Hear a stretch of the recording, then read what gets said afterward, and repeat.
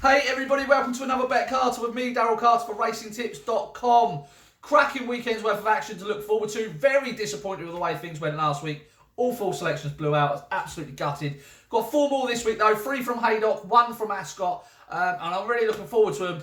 In the 130 at Haydock, Sam Brown for Anthony Honeyball. Really impressive at Lingfield on heavy ground. On his first start for more than 2 years on the track. Chase debut as well. Really impressed with the way he jumped. Was really clinical at his fences. Loved the way Hayden Coleman just breathed down the back of his neck and he just quickened up really nicely. The horse's second that day was Just Your Type, rated around 134. Now we can't take that form too literally until we see it again. And we've got to worry about the bounce factor because he's reappearing 11 days after that run, after obviously more than 2 years off.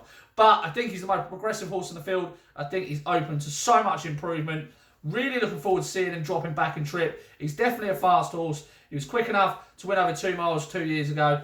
He was a progressive novice hurdler. Really like the way he did everything. Now, in terms of his rivals tomorrow, it's a small but select field. Joke Dancer, can't have him. Has to be the outsider of the field for me. Can't believe he's a similar price of around 3 to 1, 11 to 4 as Sam Brown is. Jumps violently out to his right. Needs to go right-handed. He's won his past 2 starts. But he did it at Warwick last time and he did it at Haydock here the time before. So I think he's going to lose too much ground stepping up in grade.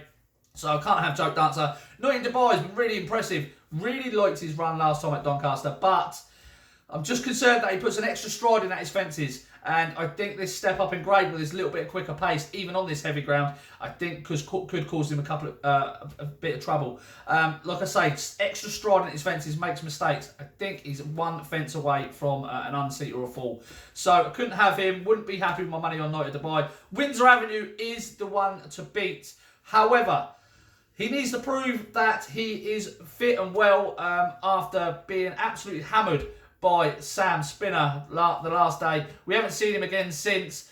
I also feel that he was flattered by the 12-length victory over Ballymoy. I think Ballymoy was a bit better than the winning margin suggests there, and they've gone back over hurdles with him.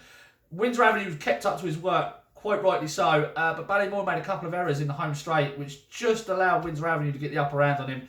That was over 3 miles. He drops back in trip today. Sorry, that was over this trip. He drops back to this trip today after being beaten by Sam Spinner. He's got a bit to prove, but I do like him. Just feel Sam Brown could have a lot more to come. In the 225 at Ascot, Bold Plan is the horse I'm siding with. Trevor Williams and Adam Wedge. Think he's well worth more than a £10 rise from his run at Haydock. He was over a second quicker than Who Shot the Sheriff, who finished second from the last hurdle to the finish line. He could have any amount to come. Progressive 6-year-old. Won't mind the conditions, even though they are contrasting conditions. That was on good soft. This is on heavy ground. He won't mind them at all. There's just not really any horses in here who look extremely well handicapped. They all look weighted to their best. Soul Emotion could be a danger of returning to a right-handed track. I've backed him the last twice. I'm a bit worried about him. And Pick Dory, of course, could be anything. We don't know. But I can't have him at 3 to 1 on what I've seen so far. So Bold Plan at around 4 to 1. Over at Ascot in the 225. In the 315 at Haydock, the big one of the day. My nap of the day comes in the new one, Unibet Hurdle. And I'm taking on Pentland Hills again. I think he's an awful price at 13 to 8. Around that mark. He's the lowest rated horse in the field.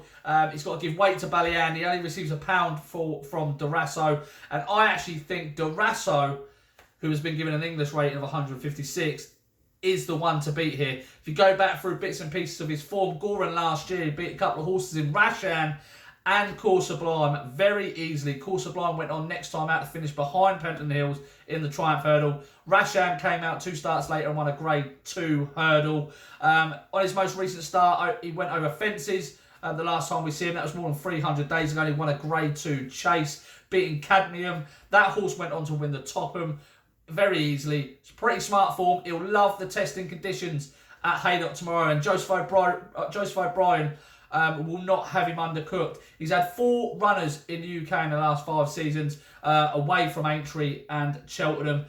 He's had 1 winner, 2 seconds and a third. So he doesn't bring his horses over undercooked. I think Durasso is definitely the one to beat here.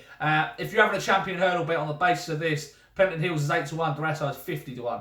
So if you fancy Durasso or you're going to back him here, have a tenner on him for for the champion hurdle as well. Why not at 51? Because he'll be considerably shorter once he wins this race.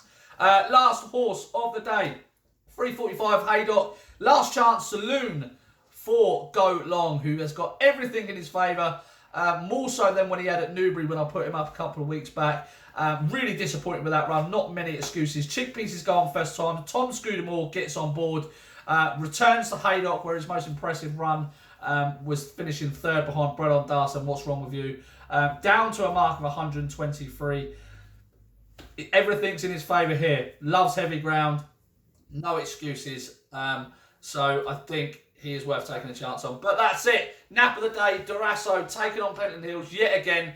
3:15 Haydock. Does Pentland Hills want a slog in the mud at Haydock? I'm not so sure.